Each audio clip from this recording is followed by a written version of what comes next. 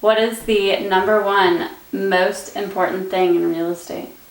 Staying beautiful like you. Aww. No, but seriously, the most important thing in real estate.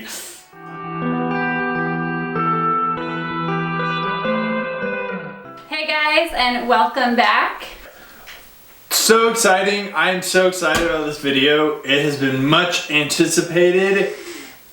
I talked about this video and I've been alluding to it in numerous other videos and blog posts. If you've been reading, you know, all 12 of you that are. Go check out all of the Easter eggs in our videos. So this is it. This is the one. This is the golden egg. I have a question for you. What? What is the number one most important thing in real estate? Staying beautiful like you. Aww. No, but seriously, the most important thing in real estate is, drumroll, knowing the language. Every one of you was probably hoping for some magical formula. $1 million bill idea. Something that would solve all the issues with very little work. Sorry, that's not how it works. You have to learn the language, okay? And what that means is, do you understand what gross rent multiplier means, what triple net lease property means, cap rate, who broker is, do you know what the opportunity zone is? You know, it's these things that you need to understand a knowledge of, and that's great if you do. If you know what these things are, that's awesome, great, good for you. But do you know them well enough to use them in a conversation comfortably, like with your friends and family? Before he started real estate, I had like very little knowledge of the jargon, and so it was very difficult to hold a real estate conversation with him or anybody in our group meetup that I felt uncomfortable. So like I finally started learning the jargon, and now like we go into our group meetups and like we're going up to people and I'm actually included in the conversation instead of just... So more than just like knowing it, you have to like understand it. Like, and I would even ask this question, the step beyond just knowing it well enough to talk about it is, would you be able to teach a real estate investment to your grandmother who knows nothing about real estate?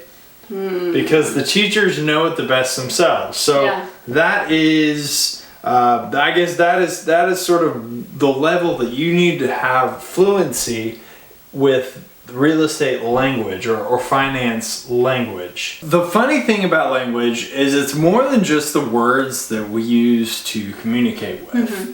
Having fluency in our language, in any language, actually changes the way that your mind perceives and processes information. It's actually the framework that your brain uses to contextualize thoughts, unprocessed thoughts.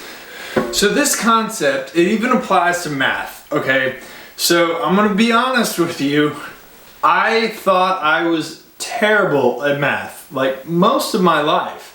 I went through 5 or 6 years of algebra 1 and 2, and then I did college algebra in school, and I never understood it. I never understood what a binomial equation was, why you need it. I never got it, never did well. I'm pretty sure I failed a few years. So I thought I was bad at math.